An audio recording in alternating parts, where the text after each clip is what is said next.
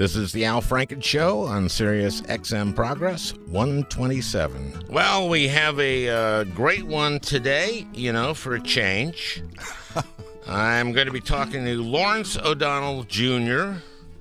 Lawrence, of course, is the host of MSNBC's The Last Word, the network's second highest rated program after Rachel Maddow's show. She delivers Lawrence a huge lead-in, and what percentage of her audience do you lose? I squander a minimum of 10%. On a good night, I lose 10%. On an average night, I lose, I don't know, a little more than that. I don't know. And do you know when you lose them? I mean, she does this thing where she tosses off to you and you're on split screen. Mm-hmm. I imagine the Rachel aficionados stay for that. I would if I was a Rachel aficionado. Why would you leave? She's still talking. Yes, and then when the split screen goes to you full, then they leave. I would assume there's a cliff there. I've never seen them, but the way we get our ratings are in 15-minute blocks, mm-hmm. right? So I will see the hour divided into 15-minute blocks. Right. And so I see what that first basically 15 minutes is, and that's always the highest. They do minute-by-minute ratings. And you have to ask for them, and it takes them a while to develop them, and they give them to you. Because I could see then, from the minute to minute. The second she says, good night, like what happens? The minute it goes full screen to you, just I bang. would love to see that. Yeah. Would you find that out for me? We'll find it. Okay, at least we got a project here. It's worth knowing. Well, anyway, I think everyone enjoys that segment. It's called a tease, right? We're gonna now we say we're gonna talk about that. Well, you're the broadcaster. I'm just doing a podcast. I'd hang around to listen to that because that sounds interesting. When I did my radio show for Air America, I did not know that you tease. Yeah. And by the time I figured it out, I just went, oh, Jesus. It was too late, I felt, to just sound like I know to do teases. So what I would do is this. I'd go, you won't believe what we got for you coming back. Yeah. So I just made fun of the tease. Right. This is partly my problem because I'm a comedian. No, but it's a huge advantage to be able to make fun of those kinds of rituals within broadcasting. Because I can't. I can't because for a bunch of reasons. I'm not funny enough. The audience doesn't get it. On cable news, if you're going to do something that's a joke, you must have a graphic that says this is a joke. At MSNBC, every show is the same show. It's a host, and then guests from the Southern District of New York, mm-hmm. former prosecutor. There's a lot of them. There's a lot of those. But if you don't have a prosecutor from the Southern District of New York, you have one from the Eastern District. Yeah, I think I might be the only one who's had one from the Northern District. Yes. Mm-hmm. Yeah. We've never had one from the Western District. That's Buffalo. We never had one. I think you had the Royal Flush once. Maybe I may have. Yeah, you had. I've tried to. Yeah. You had former prosecutor from the Southern District, Eastern District, and Northern. You know what? If District, I haven't, I'm going to impressed. try to do that. That'd be great. Yeah. That'd be great. Yeah. And I, especially at a certain phase of the Mueller report and the impeachment investigation, you would have those three lawyers on, and very, very brilliant lawyers. I will say that all your guests are terrific. And but you would I'd hear something like the former prosecutor from the Southern District of New York say, like, I was very interested. I thought it was fascinating what Manafort's lawyer, how he pleaded or how he asked for this change in venue.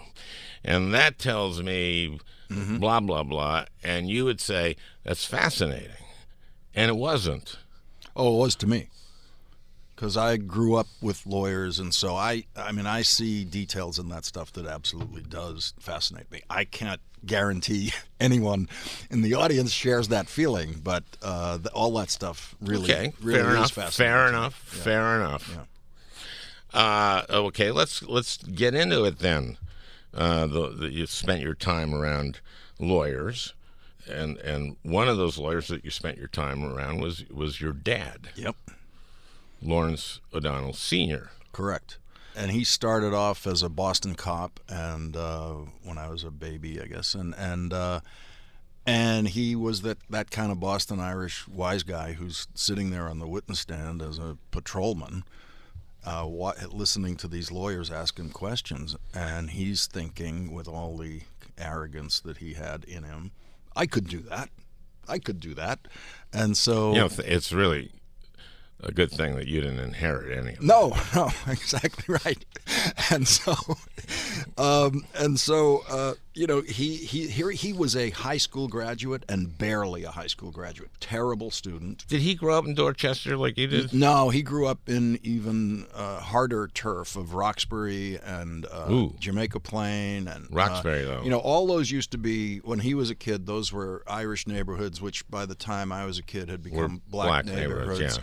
And so I was growing up in Dorchester, which is the largest of the I like neighborhoods. that when you talk about Dorchester, you can't talk about it. You can't. You just largest. No, you can't. Okay, let's for the next few minutes.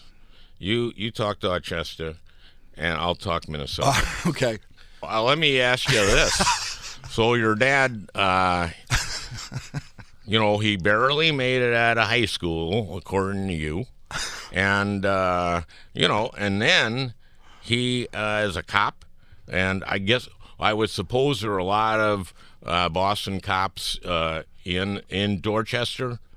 The Dorchester, the fathers were all like cops, fire, and, post office and carpenters, plumbers, that stuff. And so, it was just all over the culture of where we were. I mean, that was what we were, that was the route that was available to us. And so now he's a bad student, right, in high school, and then he's a cop, and he's seeing these, he's testifying, right, and he says, no, I witnessed this guy doing this thing, and then he's the lawyer for the perpetrator, the perp.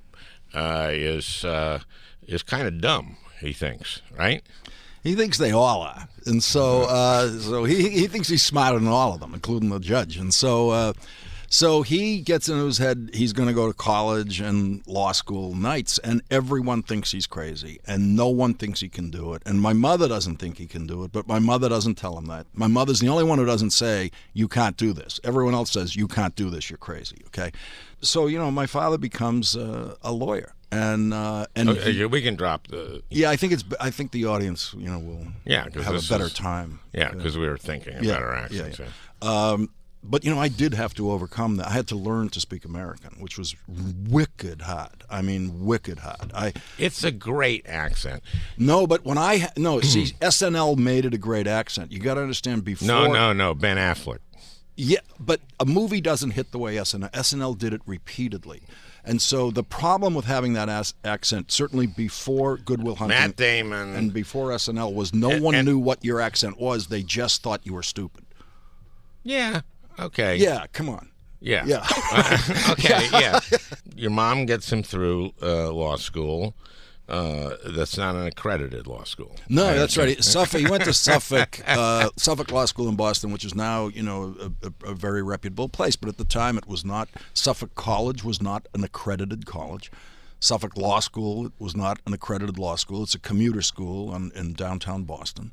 And he got through there, and then he took the bar exam a few times, as he had to, and became a lawyer, and became a great lawyer, became a really great lawyer. And part of that is he's really smart. Yeah. He has street smarts.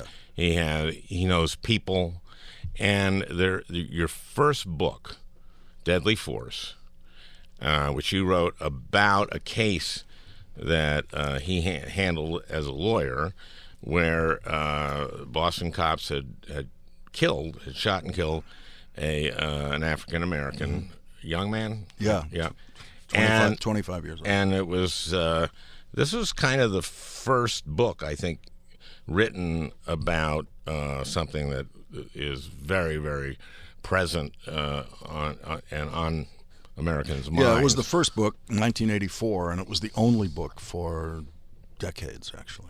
No, there was zero interest in And the how long subject. did it take you to write that book? It took me 7 years to write that book, mostly because I didn't know how to write. And the other half of it was there was an ongoing research, and the case was ongoing legally in the courts. But that was the 7 years in which people thought weren't going to amount to anything. Correct. It looks like, on my resume, that 7 years looks like prison time because it's just a blank, like there's nothing. Actually, I was a substitute teacher and a parking attendant in Boston at the same time. Okay. Yeah. Okay, this is a case that your dad represented. Yeah, it was a civil rights case, and it was the first of its kind, and he won. He brought this case against his old police department, the Boston Police Department, and he won it, and it had never been done before, and he kind of set out a novel path that other lawyers have tried to follow, and many have successfully followed since then.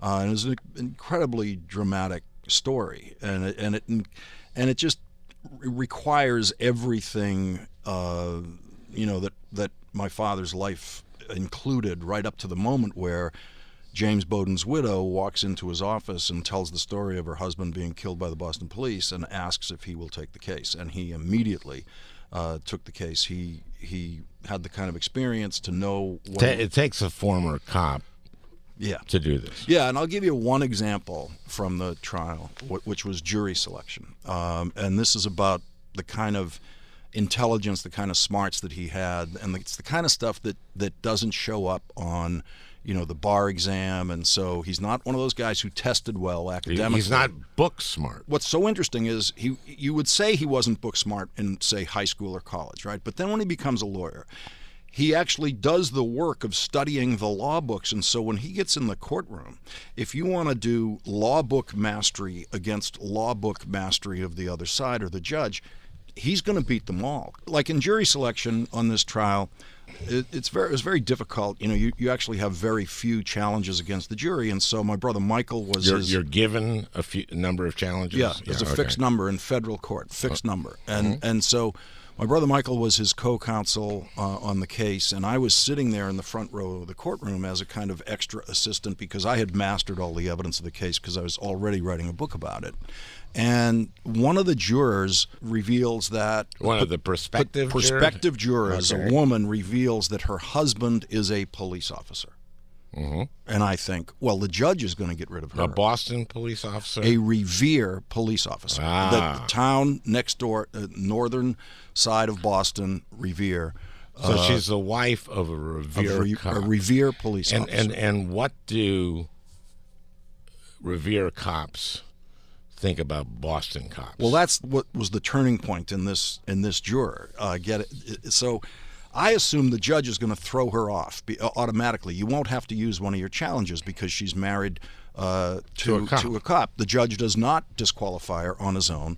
So now we have to use a challenge. My father has to use one of his few challenges. And to my astonishment, and to my brother Michael's astonishment, he doesn't challenge her. He asks her a few questions. The other side asks her a few questions, and he does not challenge her. And she ends up on the jury, and her husband is a Revere cop, the town right next door to Boston. And then they immediately go to a recess right after she's seated as a juror. And I jump out of my seat, and my brother Michael jumps out of my seat, and we close in on my old man like he's crazy.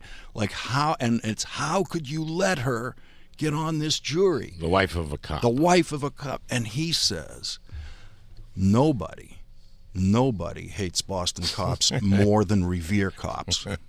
And nobody knows how bad cops can be more than their wives do.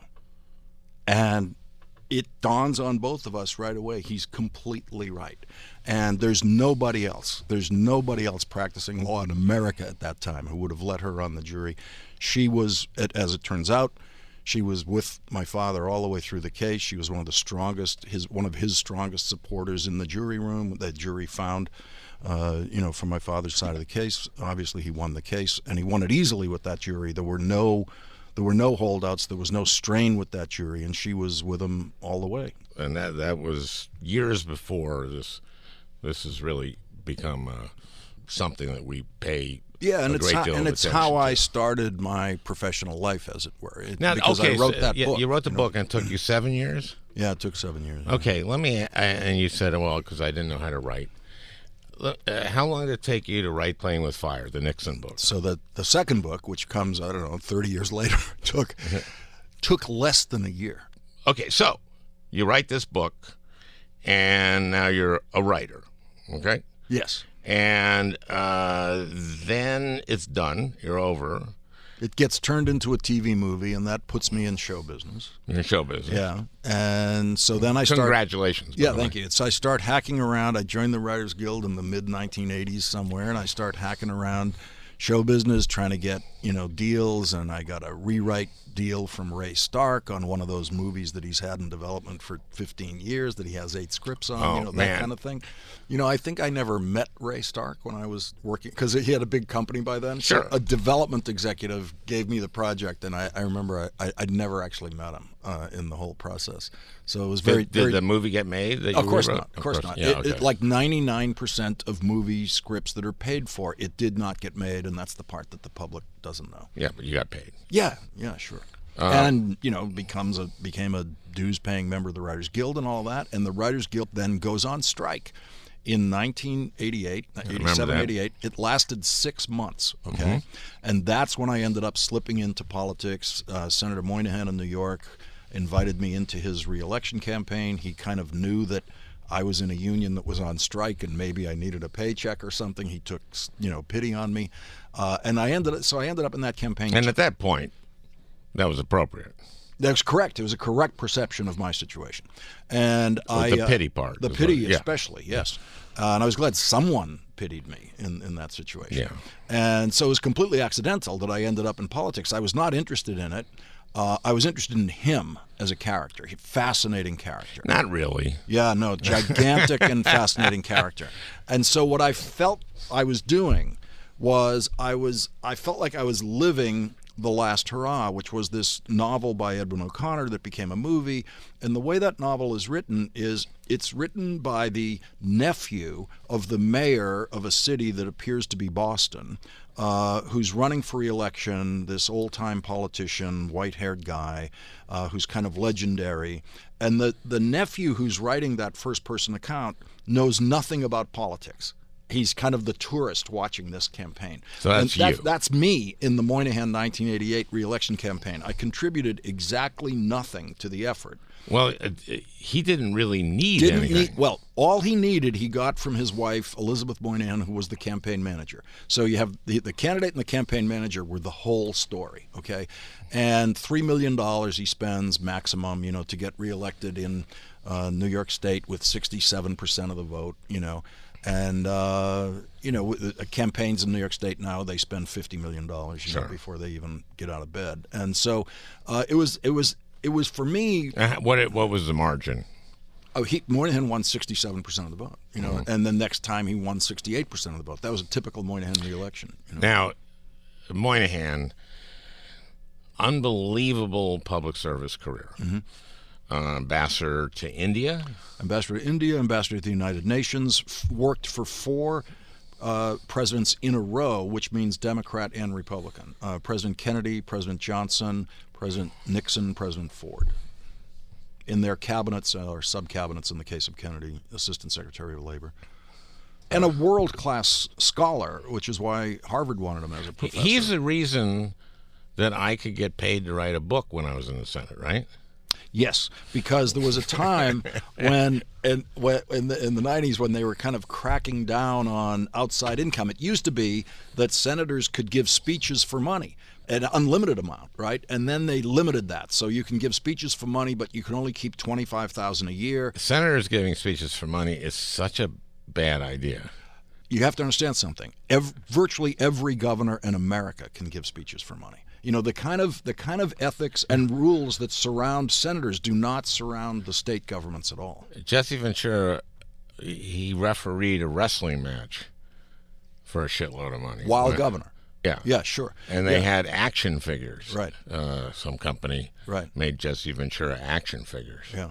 So there came a point in this closing down of what senators could do financially where there was actually this rule for the Senate, which is say that senators could not have any outside earned income. You know, because a lot of them were actually making money as lawyers on the outside also. You know, other ways of making money, right? And all of this was going in the right direction is a good idea. You can have no outside earned income. And so this outraged Senator Moynihan because he lived on his government salary and he lived on the, maybe $6,000 a year that would come in book royalties for all of these scholarly books that he wrote that were published by Oxford University Press over a 40-year period. And this was going to say, that Senator Moynihan's book income is illegitimate and he should not have it because that somehow corrupts him. So he did work to get book royalties exempted from this outside income rule and succeeded. And so when you were a senator, you were able to have outside income on book royalties. And that's why Bernie is... That's why Bernie's now, quote, a millionaire because he made a lot of money on a book. He's kind of... He had to adjust to that. Yeah. Because, his stump speech was always like, this country is controlled by the millionaires and the billion, and this cycle he's had to go, and he's had a hard time doing this. He's going, this country is controlled by the billionaires and the multi-billionaires. That's because politicians get their money from the billionaires and multi-billionaires. And we have to stop this system. We have to stop the system because everything now is controlled by the billionaires and multi-billionaires. And let's face it, soon it's going to be trillionaires because of inflation. In 1961, Hollywood had a film called How to Marry a Millionaire. At that time, a hamburger cost 15 cents. I paid $17 for a hamburger at this hotel. They put me up. I didn't put myself up. They put me up, and that's over 100 times what it was in 1961. So I have like $10,000 is what I'm saying. But that's true. This millionaire label. Millionaire label. I think should mean the person has an income per year of $1 million or more. The idea of having assets of $1 million now, in a country where middle class houses on Staten Island are worth $800,000 and more it's ridiculous. These labels. I don't think it's important. I think people know what you're saying. Yeah. So yeah. Okay, so sorry for the tangent. Working for Moynihan, and you have in the Senate an incredibly important job. Yeah, I thought I was only going to work in the re-election campaign, and then the senator invited me onto the Senate staff, and I had no idea what I could do there. And so I started off being housed in his New York City office and going down to Washington frequently. And then my involvement in Washington got deeper and deeper, and I eventually became full-time Washington staff. And then Senator Moynihan became a chairman for the first time. He became chairman of Environment and Public Works, and he asked me to run the committee, be the so-called staff director of the Environment and Public Works Committee. Very important. Hugely position. important. It's the staff directors are the most important staff positions in the Senate. Those are way bigger than just senators, chiefs of staff in the office. And sadly, the job doesn't exist anymore because they don't govern that way anymore. They basically don't govern, as you know, but they don't govern through committees anymore. So someone has my job, they have that business card, but they don't do anything. There's still some, but it's really, the place is broken, as we see. Okay, so you have this incredibly important staff position, and then your Senate career ends. Yeah. and you don't go to K Street. No, so And make a shitload of money. when I became the staff director of the Finance Committee, there's a tradition there where the former staff directors come and visit you. And there's a little book in the staff director's desk that actually lists all of the previous staff directors. And I was fascinated. I knew I'd heard of some of them. They were kind of legendary, and I was waiting for them to come because I was hoping they could teach me stuff. And some of them did teach me things about how the job should be done. Even the ones who I thought were legendary, I would look at their tenure because I thought, oh boy, he was like staff director forever, wasn't he? And you look at it and go, he was staff director for a year and a half. And this one was staff director for a year. Almost all of them were staff director for a year. And the reason for that is the day you become staff director of the Finance Committee, you immediately become worth $1 million down the street as a lobbyist, immediately. And you've got kids at home and you're thinking about this and you're making a government salary. And so they all feel the pull of that lobbyist job and it pulls them out. And so I'm one of the longest serving staff directors because one thing I knew at the start was, well, I'm never going to be a lobbyist, which is, really rare and possibly the only one who did that. And when I left, I just went back to my writing life, and I kind of reconnected into Hollywood. And not long after that, luckily, NBC ordered episodes of The West Wing, and Aaron Sorkin immediately asked me to become a writer on the staff of The West Wing, and that was just a great. I'm not familiar with that show. Yeah, unbelievable, great show, obviously, and unbelievable cast. Yeah. Unbelievable writing staff, I guess. Well, Aaron Sorkin. Yeah. Aaron carried the first 4 years of the writing, and then he left, and then the last 3 years of the writing, was a and Wells team. Took over. John Wells, who was the executive producer of ER. The reason The West Wing exists is because of John Wells, because the network rejected it. When Aaron wrote the script, the network rejected it. They didn't want to make it. John Wells had the power, because he was running ER, to, in effect, a year later, force them to make the pilot by leveraging it against another pilot they wanted John to make, which he did make. And then John, used his power to force it onto the air because it didn't test very well. It was an odd-looking thing for the audience as they assembled to test it. And then it soared, in the ratings right away. I mean, when that first ratings report came in on a Thursday after that Wednesday 9 p.m. premiere, we were walking across the Warner Brothers lot, and we knew our lives had just changed.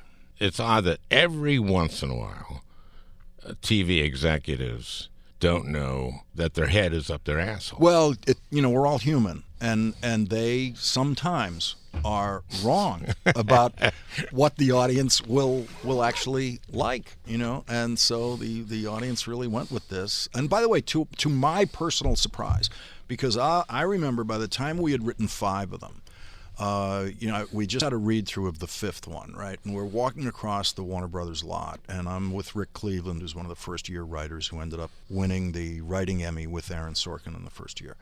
And I say to Rick, I'm thinking like, okay, the audience has seen like 4 hours of this now. And I say, by now they realize, no episodes on the air yet. Okay, I'm predicting the audience's reaction to the work we've done so far. And I say, by now they realize nothing happens. By now they know there's no baby dying in the emergency room, and no one's getting, the cops aren't chasing anybody. It's not a procedural. Anybody. Yeah, they've seen everything we know how to do, which is true. I mean, the first 4 episodes of The West Wing, that has everything we know how to do. They're not going to keep watching this after this, right? And I was luckily completely wrong about that. As you've been, it turns out I've been. There are moments when I've been wrong. I just thought I'd bring. You one said of those Trump here. wouldn't run this time. Last time. I said he wouldn't run last time. Yeah. Right. Yeah. But you had said that every time. I was right every time before that. You were right every time until you weren't right. Yeah. Yeah, that's right. Okay. Right. So, and when he assembles the staff, you're the only guy with government experience. Yeah, and that's why I was grabbed immediately, because they knew there's like one guy in the Writers Guild who's actually, worked in Washington and government, been in the Oval Office in real governing meetings and in the cabinet room and all that stuff. And so I had a massive advantage as a writer on that show. It was and that was my first television series writing. I've since done a bunch of other ones, but it was great that the first one put me in the position of literally highest authority as a writer there in terms of the material we were working with. But not... You had consultants on the show, Dee Dee Myers and those people who presumably were supposed to do a little bit of that. Yeah. But they're not writers, and they're not there every day. It's the there every day part that's the most important thing. And in a 22-episode show, if you're in the writer's room every day, that's a very different kind of contribution than a consultant who comes in once a month or less, and you're just for a couple of hours. You're just trying to get ideas from them, right? And the challenge with consultants on any show, including like the physicians on the hospital shows, is the consultant has to have a writerly mind. The good consultant is the one who comes in with an idea about what works for your show, because most writers don't know anything about medicine, right? So they don't even know the question to ask the consultant about the hospital show. They don't know what the question is. It's very hard to find people who have lived the life you're writing about, but also have lived it with a writerly eye and know what to look for. Okay, so you're doing West Wing, and that's just a great period. It really is. It's a real high point. It's really great. And you leave it at one point to do Mr. Sterling. Yeah, so I do the first 2 years of West Wing. Then I leave to create my own show, which is also on NBC, which is with Josh Brolin, starring as an appointed senator. Which is something when you're working on the Senate staff, you're always sitting around thinking about if so-and-so, something happened, who would they appoint? Mm-hmm. And you kind of play this game in your head, and I'd play that game in my head, and then I got So a Senator Crooks. Yes, and the reason I say that is because when I was there was a plane crash that suddenly changed everything, and so it kind of brings it to mind, that can happen. And it's a very dramatic scenario, and that was the Mr. Smith Goes to Washington scenario. The original big Washington drama was a senator dies, who do we appoint? It's just a great dramatic and structure. He's appointed, and it turns out he's really an independent. Yeah. And he gets there, and it's a divided Senate, and he uses his position very brilliantly in order to get some power, and the series failed. Yes, he does it. He's a brilliant senator for about 12 episodes, but that's the hardest you've ever worked. Hardest I've ever worked in my life. Okay, that brings me to, which is crazy that show running a TV drama is the hardest thing in the world. Shouldn't be. There should be things harder than that. I'm sure being president. I think coal mining. Yeah. Well, that's a different. Commercial fishermen. I've seen those shows. Those are dangerous jobs. Yeah, those are hard. Yeah. So, okay, you work really hard there. Yeah. Unbelievably. You're exhausted. You don't. And then I come back to the West Wing. When my show gets canceled, John Wells asked me to come back to the West Wing, which I do for the last 3 seasons. And being, like basically a writing staff instead of doing the job John Wells is doing, which is running the show, was like being in retirement. It was fantastic. I only wrote 1 script for the West Wing the first season I was back because I was so burnt out. And then by the last season... Well, you're pitching stuff, though. You're breaking stories. But physically wrote the script myself. I did a lot of story. I did a lot of story for a lot of episodes. Okay, but I want to get past that because I want to cover a lot of stuff here that I haven't covered. Which brings me to last word. My sense from talking to you is that is not hard. Oh, it's not hard. It's not. I'll put it this way: it's not as hard as running a TV show, running a TV drama. It's not as hard as running the staff of the Senate Finance Committee. Not at all as hard as that. Not as hard as writing a book. So it's not in the top rung of degree of difficulty of things I've done. Yeah. I'm not saying it's easy. It's not easy. And I think it's also more mysterious because with all those other things, Well, I mean, writing when you're on a TV series or writing scripts, you can't really say when your day begins and ends because it's kind of in your head when you're driving. It's kind of but you've got a schedule. Yeah. You're on TV at 10. Right. This thing invades your life all the time. I try to schedule my day to avoid contact with what I'm going to be dealing with professionally on the show at 10 o'clock. Is that why you're on the while you're doing this?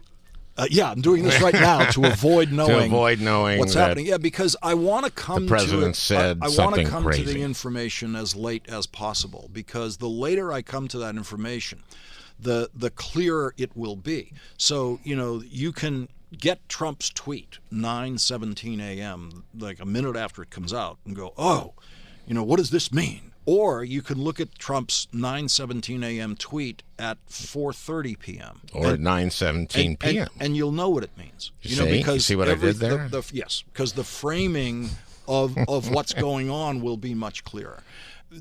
Especially in this situation where we are constantly throwing away the show we thought we were going to do because the New York Times or the Washington Post or and you're really good at that. Yeah, a prosecutor has just revealed something new that throws our show off.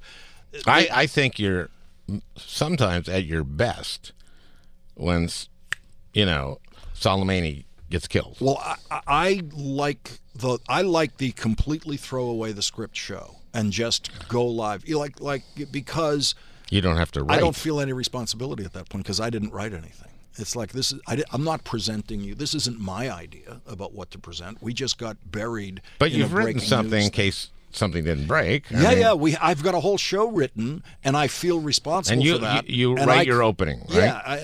And I can personally be embarrassed for how good it isn't. But if it's just a totally breaking news thing with no scripts, then I have nothing to be embarrassed about. Are you embarrassed that your openings are not as well researched as Rachel's? They are. They're not in the same universe. No, they're not. No. She works incredibly hard. She does, and so. And you don't. I don't work as hard as Rachel, and I can tell you that there's nobody in the television news business who works as hard as Rachel, and I don't believe there ever has been anyone in the television news business who works as hard as Rachel, and you can see it in that hour.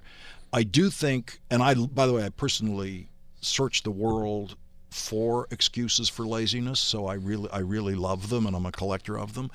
I would say, just in programming terms, when you're coming after a show where the opening has been a 25-minute kind of brilliant tour of one person on a TV screen telling you this story, starting with something that has nothing to do, right, or very tangentially tied to what she wants to say. Rhythmically, you probably don't want to do that. Do that again to start off the 10 o'clock That's hour. a great right? fucking excuse. It is a great excuse. Wow. No, I'm a collector of excuses for laziness. But that means you're loose. That means you're happy. But look, I've done. You would not be happy if you worked as hard as Rachel. I think that's a fair statement. Okay. But no, I'll put it this way: I've worked as hard as Rachel in the past in other occupations. Yeah. Not in this. Yeah. And you're older. You're getting old. A little bit, yeah. But no, Rachel's young. I have done 25-minute opening blocks. I have done 15. I know. I've seen them. You don't have to justify your existence. No, what I'm saying is, I will still. I could do one tonight if the situation called for it. Yeah. Okay.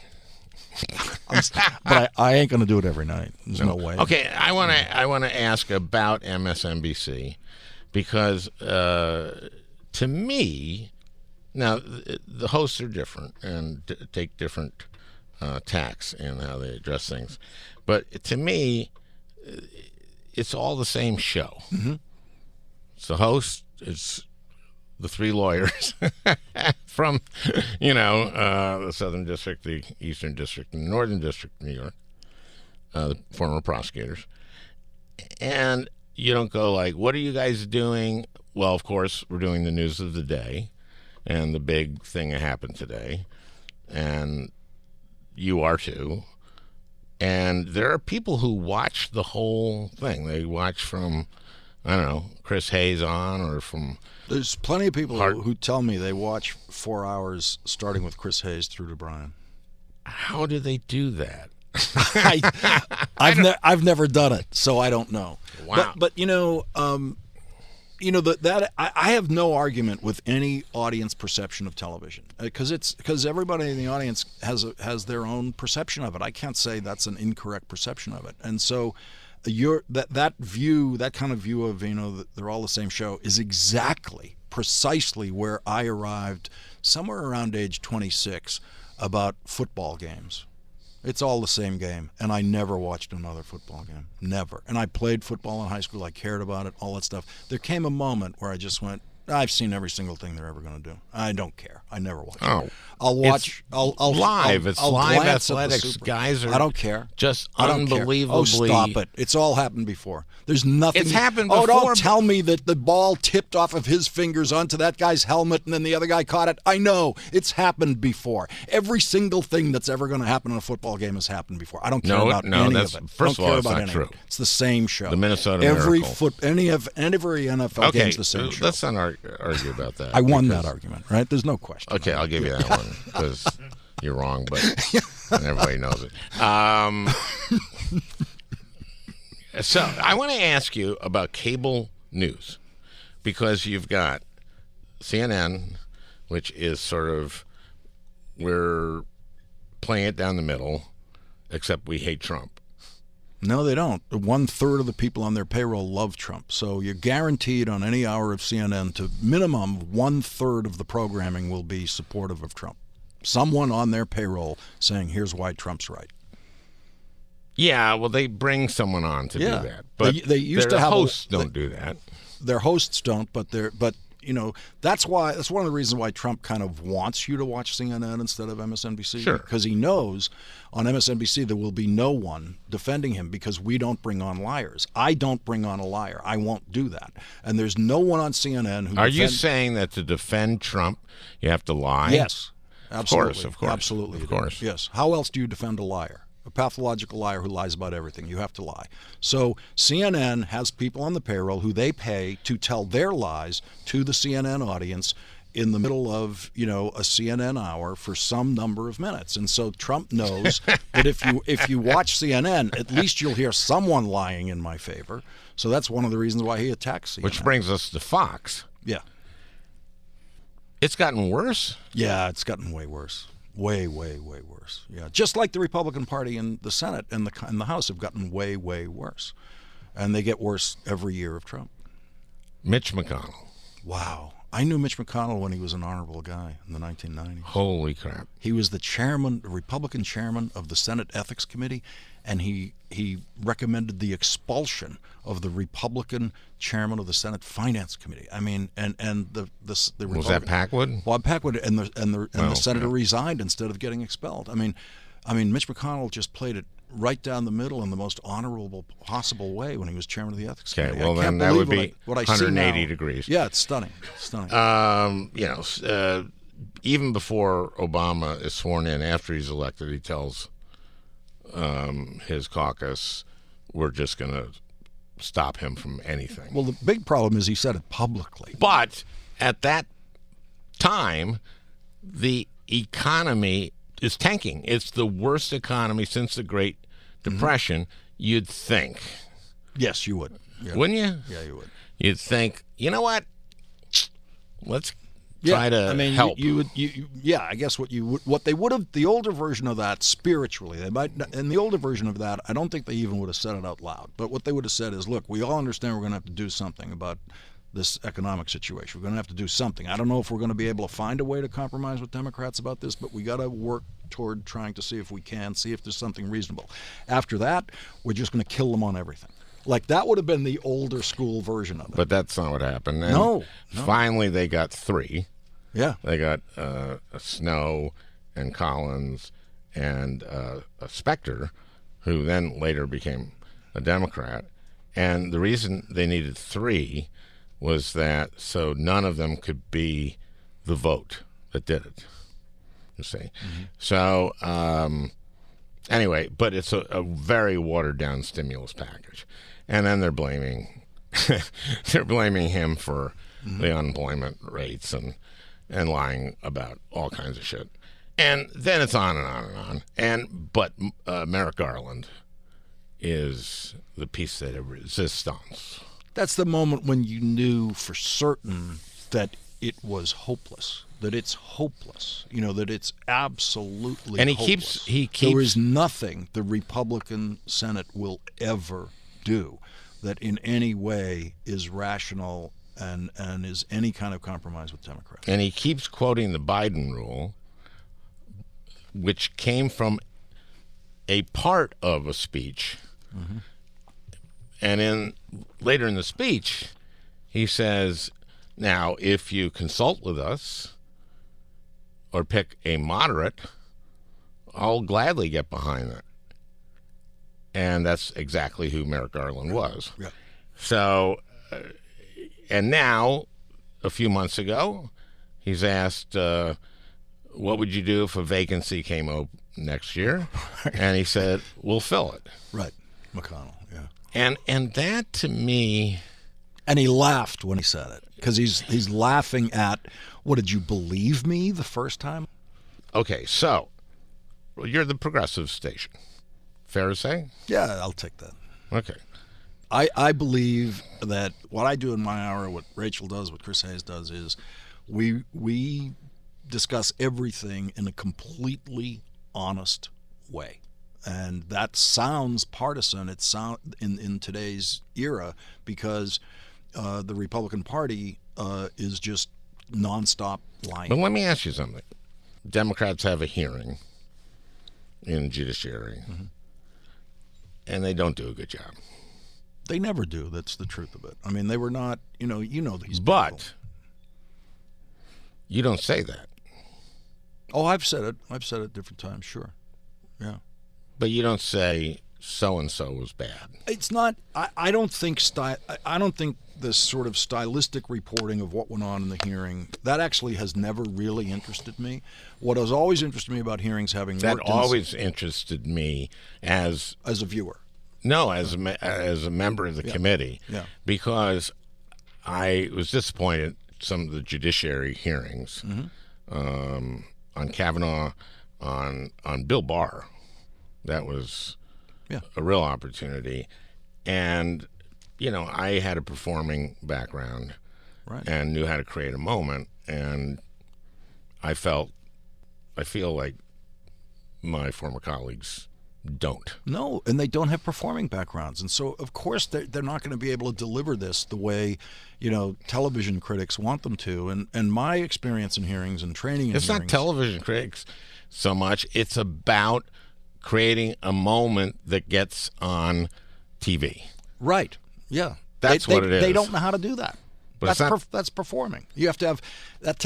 Normally, that takes writing. You're both a writer and a performer. Okay, so you need senators who have staffers who think that way and know how to think that way, and they don't generally. You then need senators who know how to deliver it, and they don't generally. Even if you laid it out for them, this is exactly how to perform this, they wouldn't know how to perform it. And then it's interactive, and the way you plan to do this might not work with this particular witness. No, you have to listen to the witness all the time.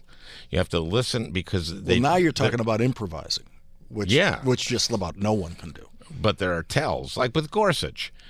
I had not planned to do the frozen trucker, and but Dick Durbin laid it out, and I could see that Gorsuch was very uncomfortable. And so I tell my, Judiciary Council, I say, we got some time, research, tell me about this. And I just could see he was uncomfortable, and I went right at him. Yeah.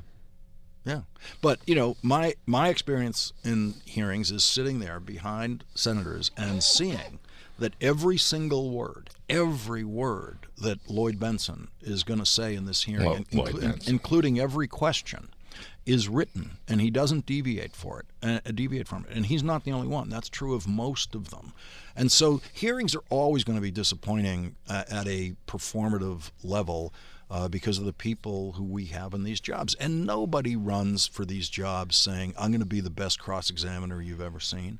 And they're not. And so I go in with an extremely low expectation for that. And I believe my job on hearings is to say, here's what's important of what was said in that hearing. Here's the important point that was made in that hearing.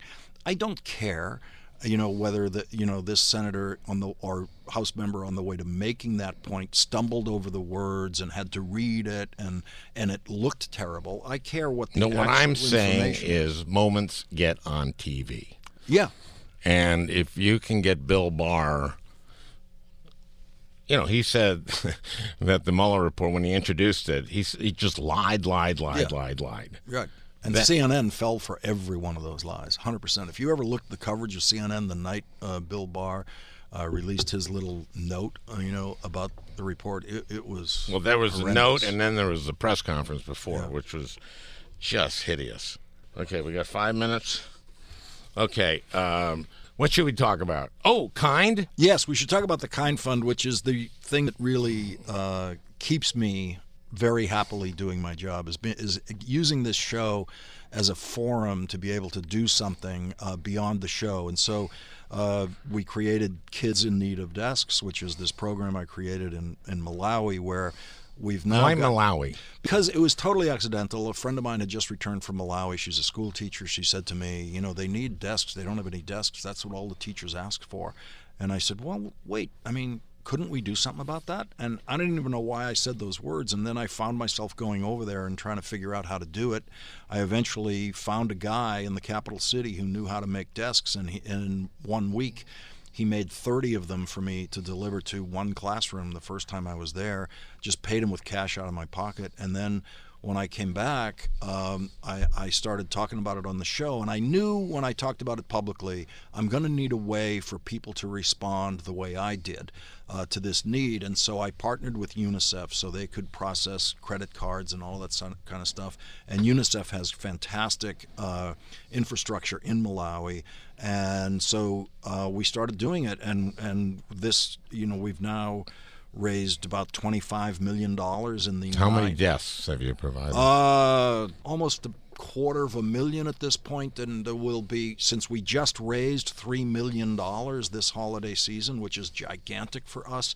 That's going to be so it's a building. lot more. It seems to be building. Yeah. Well, what's great about this year is I talked about it less on the show this year than ever, and the contributions were more because people have made it a habit already. Mm-hmm. And so we put desks in schools, and we provide scholarships for girls to attend high because school. girls in a lot of countries, they send their sons to school and not the girl. Yeah, and they so can't afford it. They have to pay. Yeah, there's no free public high school in countries like Malawi, and so you have to pay a little bit of tuition, and most families are going to spend that tuition, if they have it, on a boy instead of a girl. And so the girls' graduation rate is like half the boys' rate, and so we're trying to push that up. And that's been fantastic because I met a lot of these girls, and now some of our girls are in college, which is just a dream come true. It's just phenomenal. And it's just, I think, a very important thing to do with the kind of TV real estate that I have. If this run of this show came to an end and I hadn't done something like that, I just can't imagine how I would feel about looking back on that. What about helping Americans, Lawrence? You get that all the time, and anyone who wants to do that is free to. I get it. If you think I'd rather, You only had one shot at this to do something to help kids, and you'd think that there are a lot of American kids who need help, Lawrence. I have no debate point on that. I've chosen to do what I'm doing. Well, okay, some of us care about America. And I think on that note, no, it's a great thing. Yeah. It's a great thing. No, I kid. And it makes you, I have one of these desks in my office because it's there to remind me, on the days where I think, why am I still doing this? Well, that's why we're still doing it, because we at minimum, you got to keep doing this because we need more desks. Well, we'll link to it. How's that? Oh, great. That'd be great. On our Thank you for that. On this. And keep up the good work. Okay, everybody, we got to go.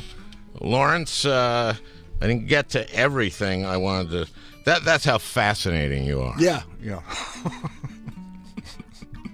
Okay, everybody, give to the kids in need of desks. We'll provide a link to it. Lastworddesks.msnbc.com.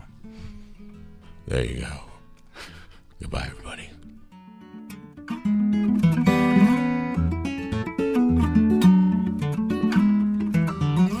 Well, I hope you enjoyed listening. That beautiful music is by Leo Kottke, the great Leo Kottke.